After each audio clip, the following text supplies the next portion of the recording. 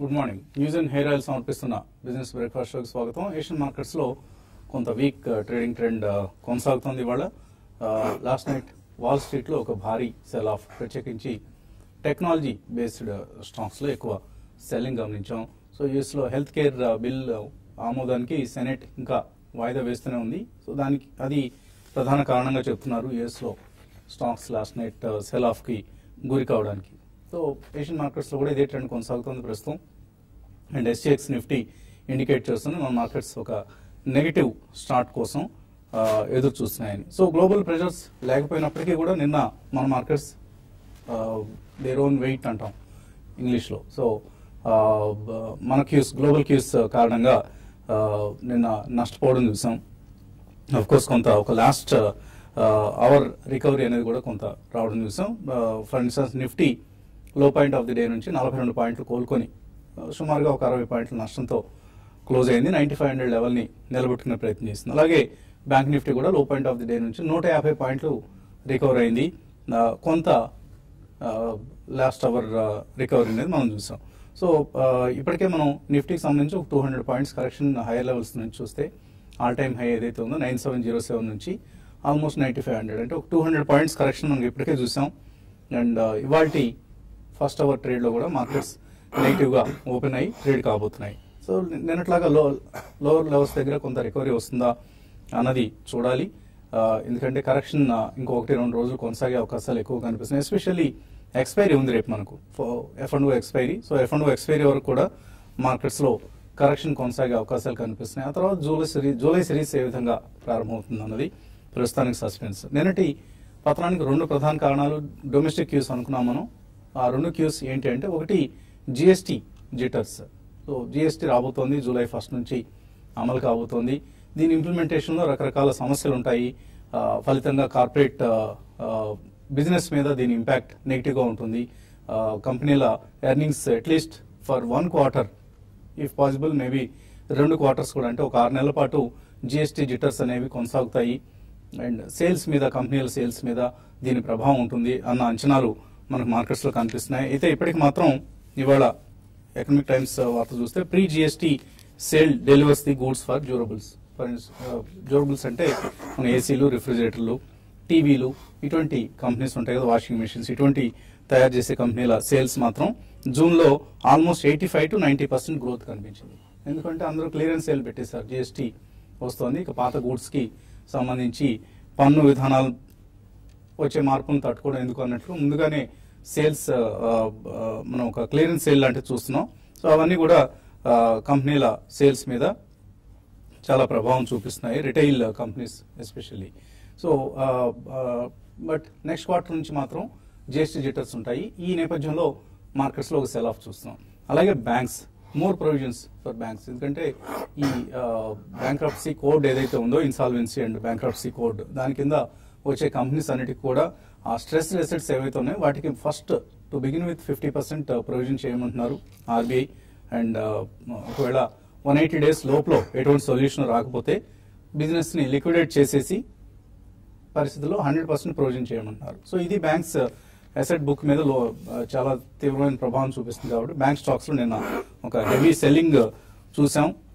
SBI, Axis Bank, ఇలా private public అన్న తేడా లేకుండా Punjab National Bank, IDFC Bank, Yes Bank, ICICI Bank, ఇలా అన్ని షేర్లు కూడా నిన్న భారీగా నష్టపోవడం చూసాం.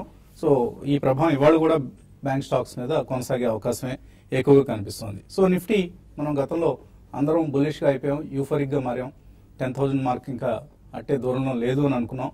కాకపోతే 10,000 మార్కును క్రాస్ చేసేందుకు మాత్రం చాలా అడ్డంకులు, గండాలు సమీప భవిష్యత్తులో కనిపిస్తున్నాయి. వీటన్నిటిని అధిగమించగలిగితేనే అట్లీస్ట్ ఈ ఫైనాన్షియల్ ఇయర్ లో అయినా 10,000 మార్కును మనం చూసే అవకాశం ఉంది. అదర్వైజ్ మార్కెట్స్ లో ఇదే మేబీ 9350 కూడా మార్కెట్స్ నిఫ్టీ వెళ్లే అవకాశం ఉందని ఇప్పుడు కొంతమంది హెచ్చరిస్తూ ఉన్నారు. సో మేబీ అదే జరిగితే 9350, 9700, 9800 లాంటివే ఈ రేంజ్ లోనే ఈ ఫైనాన్షియల్ ఇయర్ లో మనకు నిఫ్టీ కదలాడే అవకాశం ఉంది. సో ప్రత్యేకించి మిడ్ క్యాప్స్ లో ఇంకా మనం అంత భారీ కరెక్షన్ చూడలేదు. నిన్న కూడా 2 to 3%, 4% చూసాం.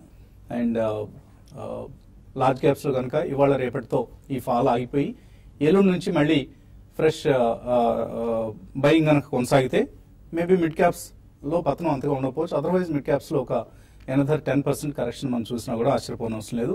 But this is a good buying opportunity కానీ మనం భావించాలి ప్రస్తుతానికి. ఎందుకంటే ప్రస్తుతానికి ఇంకా బై అండ్ డిక్లైన్సే వర్తిస్తోంది.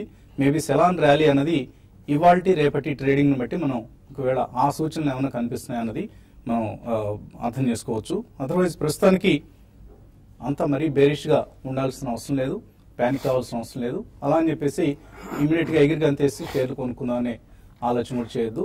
Just wait and watch. Good quality stocks ని సెలెక్ట్ చేసి పెట్టుకోండి. At right entry point you can enter those stocks. Markets పరిస్థితి గురించి మాట్లాడేందుకు అనలిస్ట్ సిద్ధంగా ఉన్నారు. సో మార్కెట్స్ లో జిఎస్టీ వరీస్ మనకి ఎక్కువగా కనిపిస్తున్నాయి. And of course monsoon progress ఇప్పుడు దాకా సంతృప్తికరంగానే ఉంది.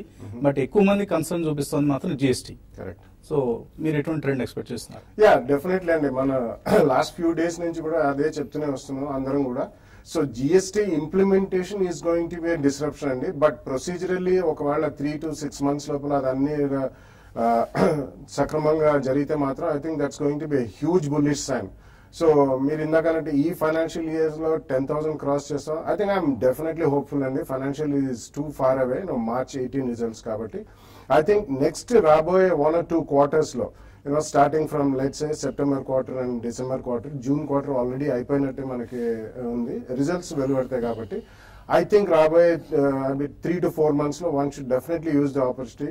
మీరు అన్నట్టు mid caps and small caps పక్కన పెట్టి లార్జ్ క్యాప్స్ లో ఎక్కడ కరెక్షన్ వచ్చినా కానీ పర్ఫార్మింగ్ సెక్టర్స్ లో తప్పకుండా one should take a position. ఎందుకంటే మనకి వరల్డ్ బ్యాంక్ వాళ్ళు మళ్ళీ యుఎస్ది 2.1% జీడిపి గ్రోత్ రేట్ ఉందని చెప్పారు. And they have their own problems అండి, ఇంటర్నల్ ప్రాబ్లమ్స్. ఎందుకంటే పొలిటికల్ అనిశ్చితి అని కూడా అమెరికాలో ఉందని వరల్డ్ బ్యాంక్ వాళ్ళు మెన్షన్ చేయడం జరిగింది. So FANG stocks will definitely react ఎందుకంటే they are the only stocks which performed in USA. So negative news మనకి అక్కడి నుంచి ఎక్కువ లేకపోయినా ఎక్స్టర్నల్లీ, డొమెస్టిక్లీ ఓన్లీ నెగిటివ్ అంటే in terms of disruption only implementation. I think 3 to 6 months లో I think అన్ని కూడా సద్దుమణుగుతాయని అనుకుంటున్నాను. So use this opportunity. Definitely overly bearish కాకపోయినా cautious approach is definitely always good అండి. సో రాబోయే 1 or 2 months లోపల ఎక్కడైతే మనకి మార్కెట్ ఒక stability, index wise definitely I'm not very sure about where it's going to stop. But this is one of the biggest and finest opportunity for fresh entrance also అని కూడా చెప్పొచ్చండి. So take this opportunity and load your money with stocks over the next 3 to 4 months. So ఈ మధ్య markets లో enter అయిన వాళ్ళందరూ గాబరా పడుతున్నారు. మార్కెట్స్ అయ్యో మనం ఎంటర్ అయ్యాము, తగ్గిపోయాయి మార్కెట్స్, మా లెగ్స్ ఇలాగే ఉంటాయండి, మేము ఎంటర్ అయితే మార్కెట్స్ పడిపోతూ ఉంటాయి అని ఆల్రెడీ నిరాశావాదం వ్యక్తం చేస్తున్నారు. సో అట్లాంటి వాళ్ళకి ఏమైనా ధైర్యం చెప్తారా మీరు టెక్నికల్స్ పరంగా? ఐ థింక్ ఇది 5 weeks నుంచి ఇదే ట్రెండ్ చూస్తున్నాం అండి మనం ఆల్మోస్ట్. సో 5 weeks నుంచి ఒక కన్సాలిడేషన్ నుంచి probably I think market is preparing for the next bigger move. So ఇలాంటి మూవ్స్ మళ్ళీ పెద్ద మూవ్స్ రావాలంటే డెఫినెట్లీ కొద్ది టైం స్పెండ్ చేయాలి అక్కడ. అండ్ అగైన్ కొద్ది కరెక్షన్ కూడా it's very healthy actually. But again correction ఎంత స్టీప్ ఉంటుంది, so probably I think we should wait అండి. నిన్న మనం క్రిటికల్ లెవెల్ ఏదైతే ఉందో 9547 మనకి 4-week లో ఏదైతే ఉందో దాని కింద క్లోజ్ అవుట్ అని చూసాం. ఇన్ కేస్ ఈ రోజు రేపు కూడా దాని కింద క్లోజ్ అయింది అంటే కనుక probably next level of down side open అయినట్టు మనకి చార్ట్స్ పరంగా చెప్పొచ్చు. సో అది ఎక్కడ దాకా వస్తుంది అంటే ప్రాబ్లీ మనకి స్వింగ్ లో ఏదైతే ఉందో 9359 దాకా రావచ్చు. అంటే క్లోజ్ టు అబౌట్ 150-200 పాయింట్స్ ఇక్కడ నుంచి. అంతకుమించి కరెక్షన్ అయితే మార్కెట్ లో కనిపించలేదు యాజ్ ఆఫ్ నో నిఫ్టీ పరంగా చూస్తే కనుక. But again 20-day moving average కింద క్లోజ్ అయింది నిన్న కాబట్టి ప్రాబ్లీ షార్ట్ టర్మ్ మనకి బెరిష్నెస్ అనేది ఇండికేషన్స్ వచ్చాయి. అండ్ అగైన్ 9586 ఏదైతే 20-day మూవింగ్ యావరేజ్ దాని కింద ఉన్నంత కాలం ప్రాబ్లీ షార్ట్ సెల్లర్సే కొద్దిగా అప్పర్ హ్యాండ్ ఉండే ఛాన్స్ ఎక్కువ ఉంది. అండ్ అగైన్ 9586 క్రాస్ అవుతేనే మళ్ళీ బుల్స్ ఎంటర్ అయ్యే ప్రయత్నం చేస్తారు. అదర్వైజ్ సెల్ ఆన్ ర్యాలీస్ గా in the very short term technicals పరంగా మనం చెప్పొచ్చు. ఈవెన్ బ్యాంక్ నిఫ్టీ చూసినా కూడా ఆల్మోస్ట్ అదే ప్యాటర్న్ మనం చూసాం. Because all these days bank Nifty out perform చేస్తుంది కాబట్టి నిన్న కొద్ది సెల్ ఆఫ్ ఎక్కువ రావటం చూసాం. So maybe almost bank Nifty కూడా 5-week లో దగ్గర నిన్న క్లోజ్ అవటం చూసాం. And again 20-day moving average అయితే ఉందో 23,419 అంటే ఇక్కడ నుంచి 200 పాయింట్స్ అప్ మూవ్ వచ్చేదాకా ప్రాబ్లీ సెల్ ఆన్ ర్యాలీస్ గానే షార్ట్ టర్మ్ చెప్పొచ్చు. అదేవిధంగా స్వింగ్ లో ఏదైతే ఉందో 23,073 ఇన్ కేస్ అది కట్ అయింది అంటే కనుక క్లోజింగ్ బేసిస్ లో ఒక 300-500 పాయింట్స్ డౌన్ సైడ్ వచ్చే ఛాన్స్ ఉంది. But again short term two medium term ఎవరైతే ఉన్నారో I think this opportunity by. ఎందుకంటే మంచి స్టాక్స్ ఏవైతే ఉన్నాయో ఫ్రంట్ లైన్ స్టాక్స్ కూడా ఆల్మోస్ట్ టాప్ నుంచి 10% కరెక్షన్ అయినాయి. అండ్ మనం రిట్రేస్మెంట్స్ లెవెల్ చూసినా కూడా ఇంకొక ఆల్మోస్ట్ మాక్సిమం 10% కరెక్ట్ అయ్యే ఛాన్స్ ఉంది. సో ఇలాంటి stocks I think one should start buying. So ఆ కోలో I think Edelweiss is one stock currently around 185 అలా ఉంది. సో ప్రాబ్లీ ఇంకో 10-15 రూపీస్ డౌన్ సైడ్ ఉంటుంది, 2 or 3 ప్రైస్ పాయింట్స్ పికప్ చేయొచ్చు. అదేవిధంగా L&T ఫైనాన్స్ ఆల్మోస్ట్ 145-150 నుంచి 15 రూపీస్ కరెక్ట్ అయింది, మేబీ ఇంకో 10-15 రూపీస్ కిందకి రావచ్చు. సో ఇలాంటి స్టాక్స్ ఏవైతే ఉన్నాయో I think one should start accumulating. So definitely 3 months 6 months view ఉన్న వాళ్ళకి కూడా ఐ థింక్ ఇక్కడ నుంచి కూడా 15% return in the next 6 months, maybe 10% ఇక్కడ నుంచి మిడ్ క్యాప్స్ కరెక్ట్ అవుతే 2 ప్రైస్ పాయింట్స్ లో కొంటే డెఫినెట్లీ వచ్చే ఛాన్స్ ఎక్కువ ఉంది. సో వెల్త్ క్రియేషన్ ఐడియాస్ ఎప్పటికప్పుడు మనం వెతుక్కుంటూ ఉండాలి. ఎటువంటి స్టాక్ పికింగ్ చేస్తే మనకు వెల్త్ క్రియేట్ చేయగలుగుతాం.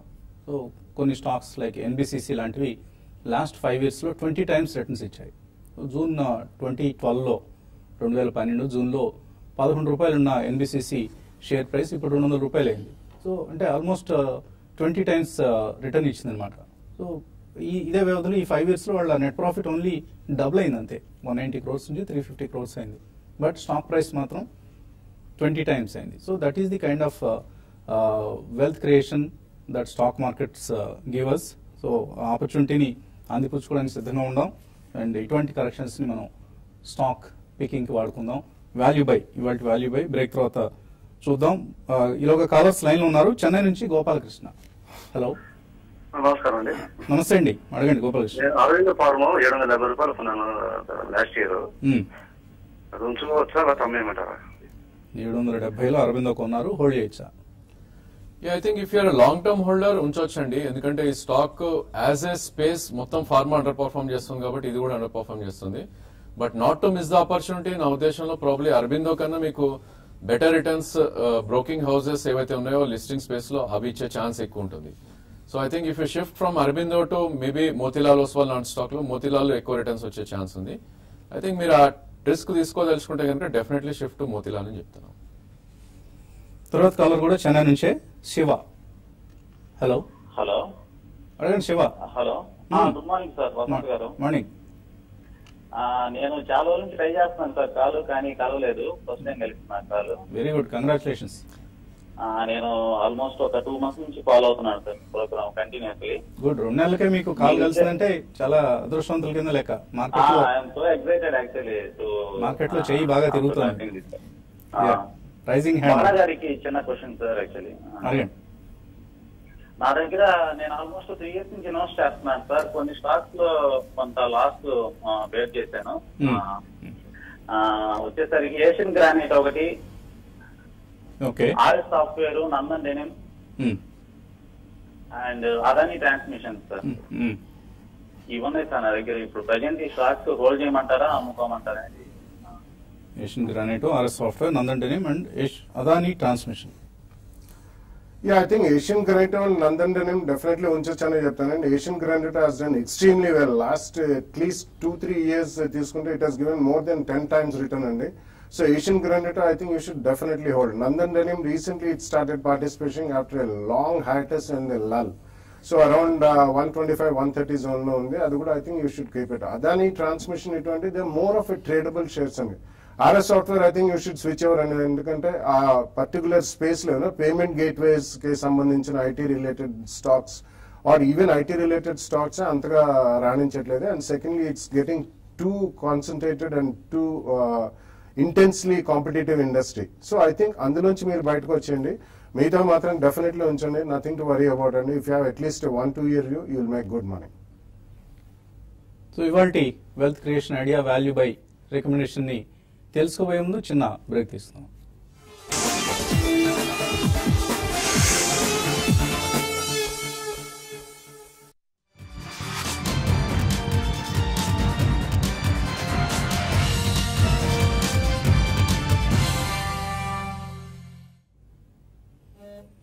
న్యూస్ అండ్ హెయిర్ ఆయిల్ సమర్పిస్తున్న బిజినెస్ బ్రేక్ఫాస్ట్ షోకి తిరిగి స్వాగతం. Everyday one valuable stock, that is value by.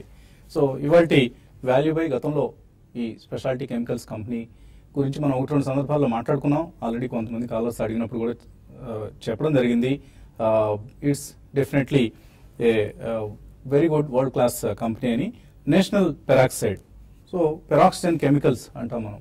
So వాటిని తయారు చేసే కంపెనీ ఇది. ప్రధానంగా హైడ్రోజన్ పెరాక్సైడ్ తయారు చేసే కంపెనీ. కంట్రీలోనే largest manufacturer of hydrogen peroxide. So 95,000 metric tons per annum కెపాసిటీతో పనిచేస్తున్న కంపెనీ ఇది.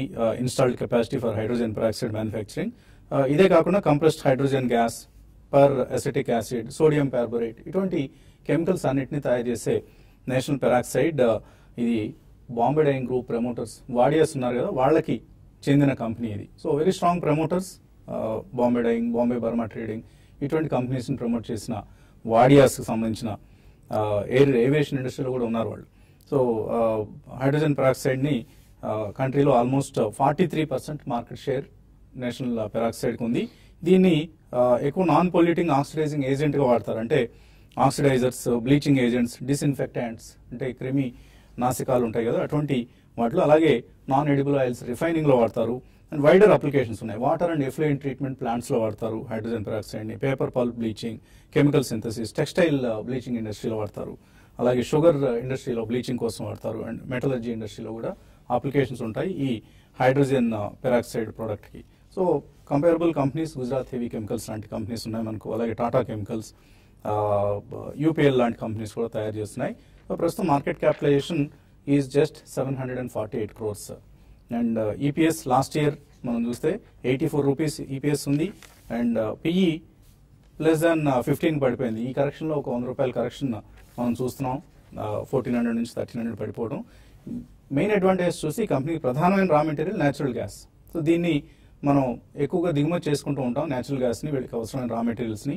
సో క్రూడ్ ప్రైసెస్ పతనం అవుతూ ఉండడం నేషనల్ పెరాక్సైడ్ వంటి కంపెనీలు కలిసి వచ్చే అంశం. ప్రస్తుతం $40-45 మధ్యలో మనకు క్రూడ్ ఆయిల్ తచ్చాడుతుంది కాబట్టి కంపెనీ మార్జిన్స్ మెరుగయ్యేందుకు ఇది ఉపయోగపడుతుంది. అలాగే కస్టమర్స్ విషయానికి వస్తే హైడ్రోజన్ పెరాక్సైడ్కి ప్రధాన కస్టమర్ పేపర్ ఇండస్ట్రీ.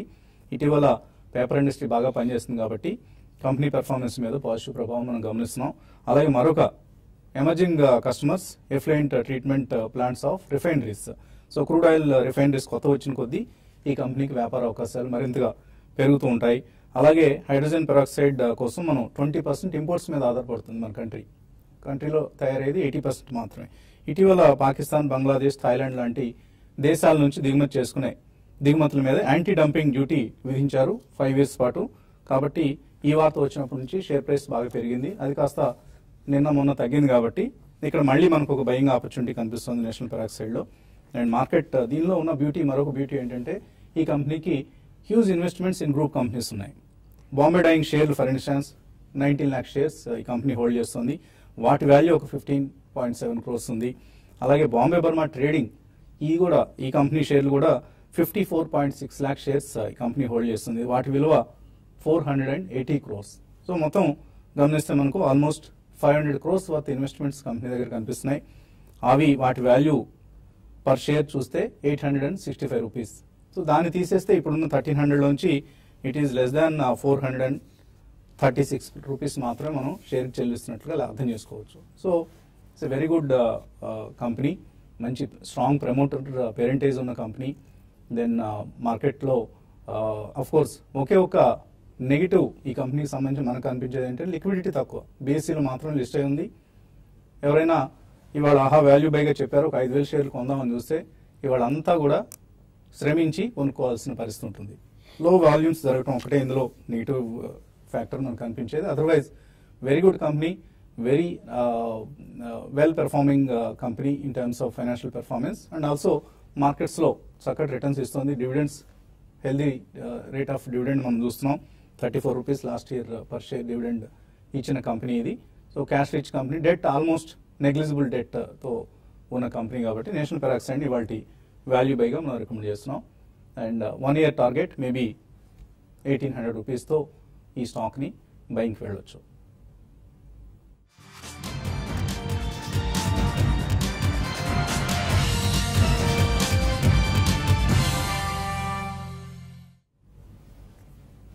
సో అది వాటి value by. So speciality chemicals మీరు ఎక్కువగా ట్రాక్ చేస్తూ ఉంటారు. నేషనల్ పెరాక్సైడ్ ఎటువంటి పెర్ఫార్మెన్స్ మీరు గమనించారు సే లాస్ట్ 2 yearsలో? ఇది ఫస్ట్ ఆఫ్ ఆల్ లిక్విడిటీ లేని కారణం వలన ఒకటి ఇందులో ఎక్కువ యాక్టివిటీ లెవెల్స్ జరగదు. సెకండ్లీ ఇది బాంబే డైయింగ్ గ్రూప్ కి చెందిన companies. Generally Bombay Dyeing group companies అంతగా షేర్ హోల్డర్ కి వెల్త్ క్రియేట్ చేయలేదు even in the listed space. except maybe Britannia. We can tell Britannia is also a Bombardine company, but Britannia is created. From Wadia's company. Correct. So it has created very good wealth because it's in the FMCG space. So other than that, I don't think there's much to write home about. And all chemical, fine and specialty chemicals going forward, they will do well. మీరు mention చేసిన not only crude ఒకటి, రెండోది even rupee stability, crude కూడా పతనం అవుతుంది, rupee కూడా stable గానే ఉంది కాబట్టి I think that's a double whammy అండి. So they are going to be benefited both ways. So in terms of expansion ఏదైనా వాళ్ళు నెక్స్ట్ 12-18 months లో స్ట్రాంగ్ ఎక్స్పాన్షన్ వెళ్తే మాత్రం they will be good prospects for the company. But generally to expect about 15-20% is definitely not a bad idea. So it will do well. So liquidity లేదు కాబట్టి chase అయితే చేయొద్దు. Don't, మీరు ఇందాక అన్నారు ఒక 5,000 షేర్స్ కొనాలంటే ఒక రోజంతా కూడా దానికి కష్టపడాలి. But don't byte at the market price. ఇటువంటి స్టాక్ జాగ్రత్తగా ఒక రేట్ పెట్టి యూ షుడ్ బై ఇట్ అండి. ఏదన్నా ఒక టైంలో తప్పకుండా ఎంత స్ట్రాంగ్ షేర్ అయినా కానీ it will react and you will get the price. So అది జాగ్రత్తగా పాటించి I think you can buy it with 12-18 months view. Okay అండి, కొన్ని ఈమెయిల్స్ అందాయి మనకు. క్రాంతి కుమార్ మెయిల్ పంపించారు. Tata Motors, Voltas and Yes Bank ఈ మూడు కూడా ప్రెజెంట్ రేట్ లో 6 months కోసం కొనుక్కోవచ్చా? I think Tata Motors avoid చేయొచ్చండి. ప్రాబ్లీ దానికన్నా అదే స్పేస్ లో మీరు ఉండాలంటే Maruti is a good idea. So Maruti మీరు ఇన్వెస్ట్ చేయండి, అది కూడా 2 price points లో. And Voltas probably definitely yes, ఎందుకంటే స్టాక్ మంచి మీనింగ్ఫుల్ కరెక్షన్ కూడా వచ్చింది. So definitely Voltas 2 price point లో పిక్ చేయొచ్చు. Maybe 5% or 8% correction from this level. And Yes Bank కన్నా I would prefer Kotak Bank అండి, ఎందుకంటే ప్రాబ్లీ ఎస్ బ్యాంక్ లో మనకి ప్రీవియస్ హైస్ బ్రీచ్ కాలేకపోతుంది కపుల్ ఆఫ్ మంత్స్ గా. So Kotak Bank is a better idea. మీకు 3 months 6 months వీ ఉంటున్నారు కాబట్టి I think Kotak bank 2 price points లో మీరు ఎంటర్ అవ్వండి. తర్వాత కాలర్ హైదరాబాద్ నుంచి సుబ్బారావు. హలో హలో, అడగండి సుబ్బారావు. సార్ నా దగ్గర ITI షేర్లు ఉన్నాయి, 90 rupees లో హోల్డ్ చేస్తున్నాను. అట్లాగే మన MCX ఒకటి హోల్డ్ చేస్తున్నాను. Okay, MCX and ITI hold చేస్తున్నారు. ITI అదే ప్రైస్ దగ్గర ఉంది, ఆల్మోస్ట్ 90 rupees లో కొన్నారు. ITI ప్రాబ్లీ ఐ థింక్ కొద్దిగా సైడ్ వేస్ లో ఉన్న స్టాక్ అండి. లాస్ట్ 3 months లో పెరిగినప్పటికీ ఒక 2-3 months నుంచి ఒక రేంజ్ లో ట్రేడ్ అవుతుంది. సో 42 నుంచి ఆల్మోస్ట్ 118 పెరిగింది స్టాక్ ఇది. సో నా ఉద్దేశంలో 70 నుంచి 120 మధ్యలో ట్రేడ్ అయ్యే ఛాన్స్ ఎక్కువ ఉంటుంది. So 86 rupees current market price ఉంది. మీకు అట్లీస్ట్ 1 year వ్యూ ఉండి 20-25% రిటర్న్స్ లో మీరు హ్యాపీ ఉన్నారు అంటే కనుక డెఫినెట్లీ ఐ థింక్ మీరు ఈ స్టాక్ ని హోల్డ్ చేయొచ్చు. అండ్ అగైన్ ఇది 63 నుంచి 70 మధ్యలో వస్తే కనుక మీరు సెకండ్ ప్రైస్ పాయింట్ లో కూడా యాడ్ చేసుకోవచ్చు. అండ్ MCX చూస్తే కనుక ఇది FNO వచ్చినా కొద్దిగా వాలటాలిటీ ఎక్కువ ఉంది స్టాక్ లో. But again 200-day moving average కింద ట్రేడ్ అవుతున్నంత కాలం కొద్దిగా వీక్నెస్ ఉండే ఛాన్స్ ఎక్కువ ఉంటుంది, విచ్ ఇస్ 1120. సో 1120 దాటితేనే ప్రాబ్లీ నెక్స్ట్ అప్ మూవ్ వచ్చే ఛాన్స్ ఉంటుంది 1350-1400 దాకా. బట్ అగైన్ ఈ స్టాక్ లో కూడా మీకు 2 year వ్యూ ఉండి 35-40% రిటర్న్ లో ఇఫ్ యూఆర్ హ్యాపీ అనుకుంటే కనుక డెఫినెట్లీ ఈ స్టాక్ కూడా హోల్డ్ చేయొచ్చు. అగైన్ ఆన్ డిప్స్ మనకి 8 month లో ఏదైతే ఉందో 925 దగ్గరకు వస్తే కనుక just in case market 300-400 points Nifty పడింది 925 వస్తే కనుక సెకండ్ ప్రైస్ పాయింట్ కూడా మీరు యాడ్ చేయొచ్చు. తర్వాత కాలర్ లైన్ లో ఉన్నారు. హలో హలో హలో అడగండి సార్. గుడ్ మార్నింగ్ అండి, బాలాగారితో మాట్లాడాను. అడగండి. ఇది డాక్టర్ రెడ్డిస్ ల్యాబ్ ఒకటి సన్ ఫార్మా ఉన్నాయండి. అరౌండ్ 30-40% లాస్ లో ఉన్నాను. చాలా నుంచి హోల్డ్ చేస్తున్నాను. ఇప్పుడు ఇంకేమన్నా అంటే ఇంత లాస్ చాలా డిక్లైన్ అయినాయి కదండి, ఇప్పుడు ఏమన్నా అడిషనల్ గా యాడ్ చేస్తాను, లేదంటే వేరే ఫార్మా స్పేస్ లో వేరే స్టాక్స్ లో సజెస్ట్ చేస్తాను. ఇది ఎగ్జిట్ అవుదామంటే అంత లాస్ ఎగ్జిట్ అవ్వలేకపోతున్నాం, యావరేజ్ చేయమంటారు? No, average మాత్రం డెఫినెట్లీ చేయదండి. We have been saying for more than a few months now, almost last 1 year నుంచి యావరేజ్ మాత్రం ఫార్మస్యూటికల్ రంగంలో చేయొద్దు. ఎందుకంటే ఈ డిస్రప్షన్ ఈజ్ నెంబర్ 1. ప్రైజింగ్ అనేది చాలా ప్రెషర్ వాళ్ళకి యుఎస్ లో, ఇండియాలో కూడా వాళ్ళు ఫేస్ చేస్తున్నారండి. And not only regulatory issues US FDA and recently ఆ హెల్త్ కేర్ బిల్ కూడా they are facing a lot of problem in USA. And వాళ్ళు ఒక ఆర్డినెన్స్ పాస్ చేద్దాం అనుకున్నారు, executive order to reduce the drug prices. So ఇవన్నీ కూడా negative news గానే మనం ఈ రంగానికి చెందినట్టు అనుకోవచ్చండి. But do not average right now. ఇవి కూడా మీకు ఏదైనా ఒక ట్రేడింగ్ బౌన్స్ లాంటివి ఉంటే 30-40% లాస్ లో ఉన్నారు కాబట్టి ఐ థింక్ చిన్న ట్రేడింగ్ బౌన్స్ లో you can trade in both the stocks అండి. ఈ రెండు కూడా వన్ వే మళ్ళీ తిరిగి స్ట్రాంగ్ గా పెరిగే షేర్లు మాత్రం కాదు, ఎందుకంటే both of them have fairly good liquidity. కాబట్టి ఎక్కడైనా మీకు ఒక చిన్న ఈవెంట్ ఏదైనా డ్రగ్ అప్రూవల్స్ అటువంటివి వచ్చినా న్యూస్ లో ఏదైనా ఒక 2-3-5% జంప్స్ వచ్చినప్పుడు తప్పకుండా అమ్మే యావరేజ్ కాస్ట్ తగ్గించుకోవడానికి ప్రయత్నించండి. అడిషనల్ మనీ ఉంటే you should invest in other sectors, not in pharmaceutical sectors, ఎందుకంటే 2 షేర్లు ఆల్రెడీ మీ దగ్గర ఉన్నాయి కాబట్టి. ఓకే అండి, సో ఇంకా మెయిల్స్ మిగిలిపోయాయి, అలాగే కాలర్స్ కూడా వెయిట్ చేస్తున్నారు. I was just going through Bombay Burmah Trading Corporation graph. Last 5 yearsలో the stock has given 8 times return. So బాగా చెప్పిన ఈ Bombay Dyeing group wealth opportunity ఇవ్వదనేది it's wrong. On that note will take a small break. యూట్యూబ్లో మళ్ళీ కలుద్దాం.